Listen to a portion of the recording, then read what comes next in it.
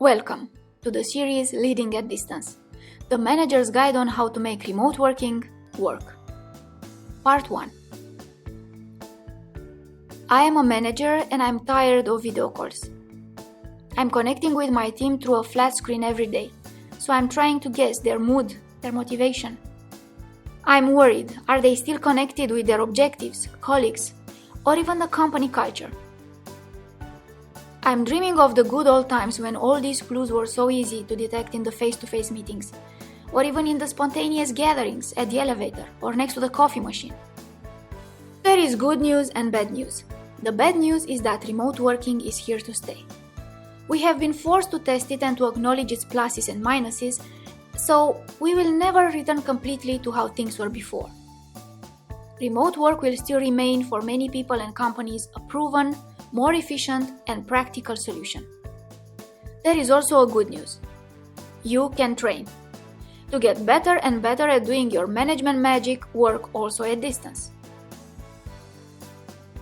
In this series, you will receive inspiration from a successful story long time ago when the remote work term was not even invented, and from a more recent theory about the 3 gears of leading at distance.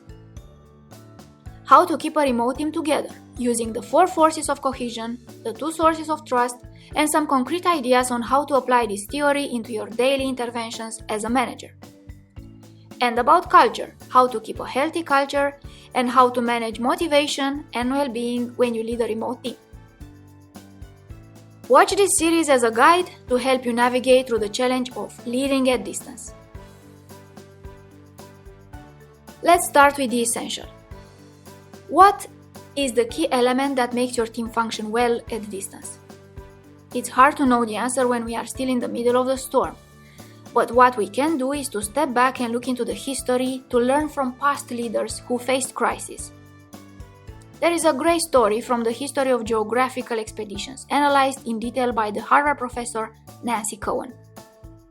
In short, over 100 years ago, the British explorer Ernest Shackleton faced a true life and death leadership crisis situation, which contains many important insights for us. He took the challenge to discover South Pole, and after 6 months of sailing close to his destination, he found himself and his ship immobilized within a sea of ice. With a team of 27 men which didn't stand each other from different social layers and backgrounds. And he succeeded to bring home every single crew member alive. This is a crisis, and a great lesson on how to achieve a difficult target in totally new circumstances, therefore a possible solution for our current remote leadership challenge. While trying to solve big and logical problems like rationalize food, survive till the ice will melt, plan to abandon the ship and walk on ice, he took one firm decision right from the beginning. He ordered every man come for 1 hour after every dinner to socialize, play games and talk. He kept everybody from spending too much time isolated, organizing even dog races, waltzing contests on the ice. Creatively, for 6 months, he kept his team strong and focused because every day people felt they were using their mastery, being productive, and having fun together, despite being stuck in the middle of the frozen ocean. And when they were forced to leave the ship carrying all the heavy provision, he did not accept to abandon one amazing thing: the banjo. Shackleton's banjo is even today a respected British brand, a symbol carrying further this inspiring story. So our lesson is that team cohesion and energy have to be on your daily agenda to keep your people focused and positive throughout every crisis situation. In the next episodes, you will find some ideas on how to do that as a manager. Back to our question. What's the key element that can help your team function well at distance? Let's take the perspective of a recent theory, the 3 gears of leading at distance. The largest gear brings no surprise. It's all the management skills and knowledge one needs to lead a team, face-to-face or at distance. In the remote working setting, it all changes with the tools and technology gears. We must use technology to do things we never had to think about before because they were naturally happening face to face.